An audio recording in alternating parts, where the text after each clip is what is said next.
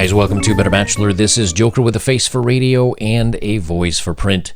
Normally I wasn't going to do a video this early in the day, but there's some breaking news that's kind of come out that I think might directly affect not only my channel, all YouTube channels, and specifically the comments sections in YouTube channels, Twitter, Facebook, so on and so forth. So I was going to do this on my news channel, but I thought this was a good story for here because it may be a case where comment section goes away, not only on my channels, but on many channels.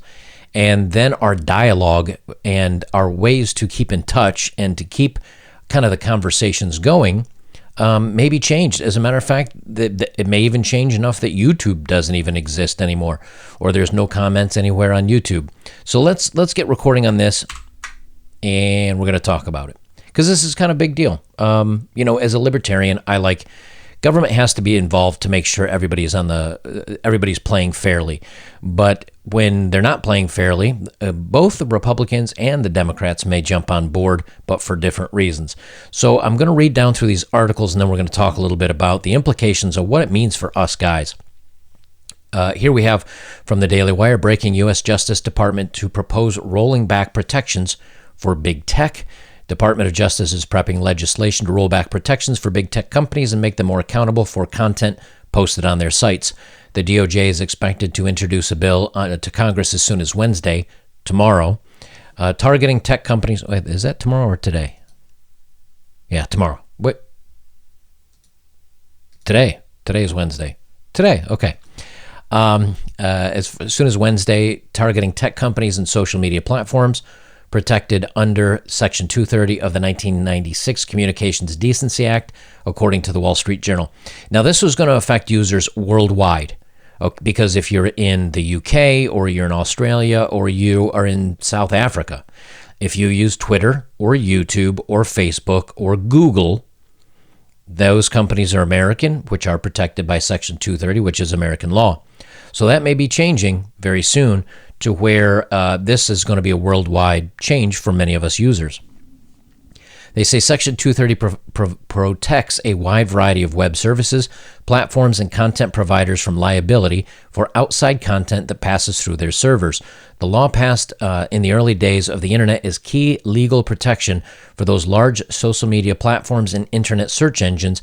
Any change in the law's protections could drastically affect the way these companies operate.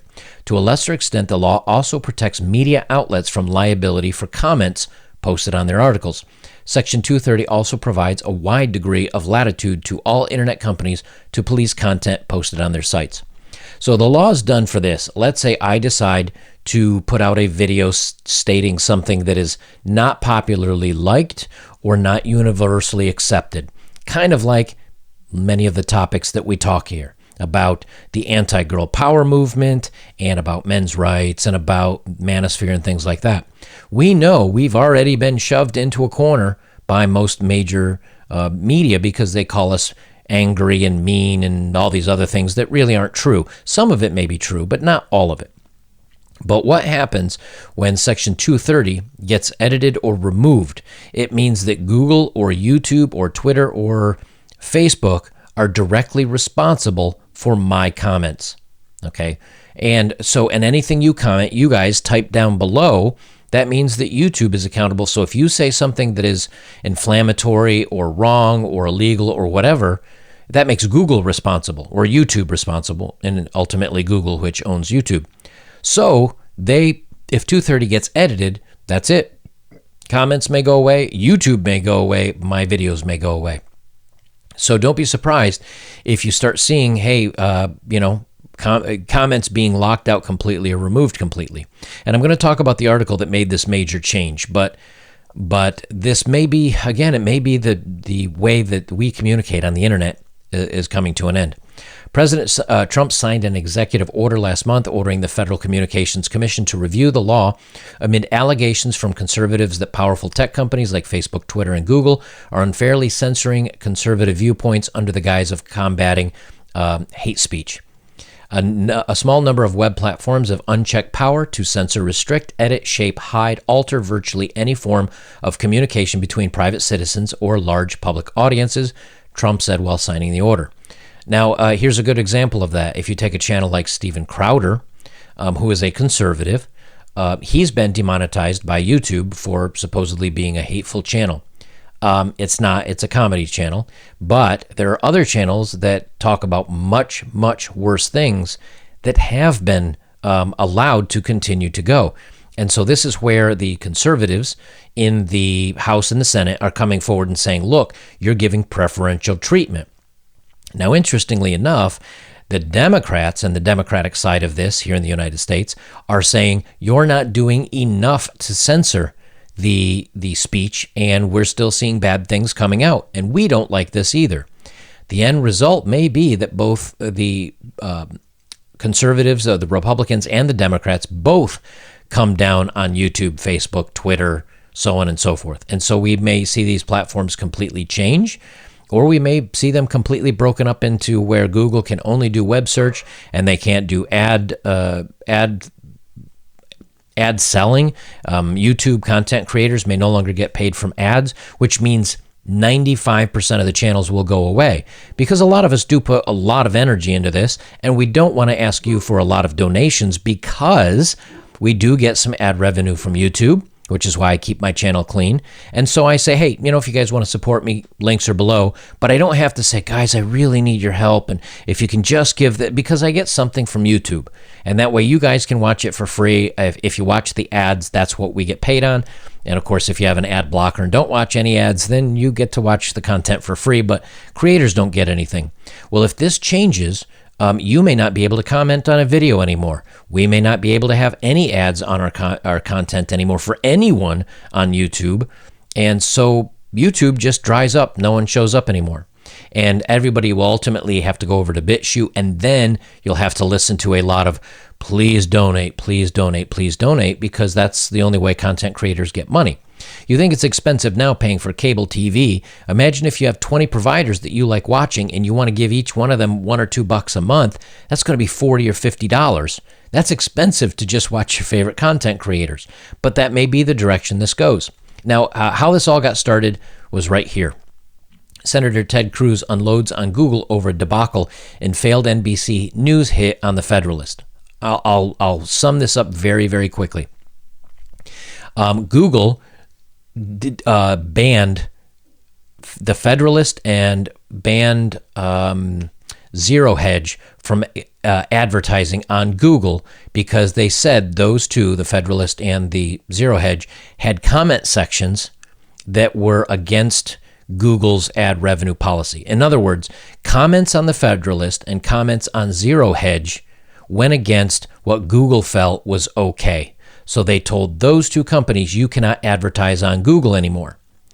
And Senator Ted Cruz said, yes, but if you look at YouTube comments specifically, many of them are just as bad. Also, if you look at, let me bring up the list of things that he said here. He said also, if you look at left-leaning companies, he says, Google's decision to target The Federalist is transparently politically motivated. Numerous progressive media outlets allow comments, including Huffington Post, Mother Jones, Daily KOS, Talking Points Memo, Wonkette, Slate, Jezebel, The Root, Salon, The Intercept, The Young Turks, and many others. So he's saying, look, if you're allowing them to have their comment section open and advertise on your platform, but now you're specifically telling Zero Hedge and The Federalist their comment sections have to be shut down because they have stuff in the conservative comments that you don't like. Now we've got political bias, and now we have a case to go against you. And here's why I think this is. I'll read one of the comments here that Ted Cruz wrote in his specific letter, and this is important too. These are his demands that he said, demands. This is his request from Google. Now, we've done this before and they haven't done anything really about it. So this may be just a request, then it comes and goes like before. But if there is a change, especially with the elections coming up and Republicans feeling like they're not being treated fairly in news media, there may be a case here. Here's Ted Cruz's asks. Has Google examined the comment sections of any of the progressive organizations listed in the letter? Will Google apply the same standards to all media organizations or just those with which it has political disagreements? Does Google believe Section 230 protects the Federalist? Why or why not? If any offensive comments appear on YouTube, will Google begin immediately demonetizing its subsidiary within 3 days, the deadline given to the Federalist?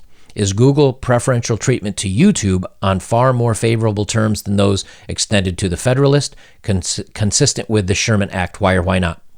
So if once they answer Ted Cruz's letter here, we will find out, because if they either have to A, open it up to everybody, which means conservatives and everybody else will be allowed to say whatever they want, any comments, which I think is what's probably going to happen, because otherwise, if they have to turn off all comments for all these other websites, that would pretty much be the end of Twitter, Facebook, and YouTube. So I think they're going to have to bow down and allow all comments to be allowed, and you can't demonetize someone based on the comments. That's what I hope is going to happen.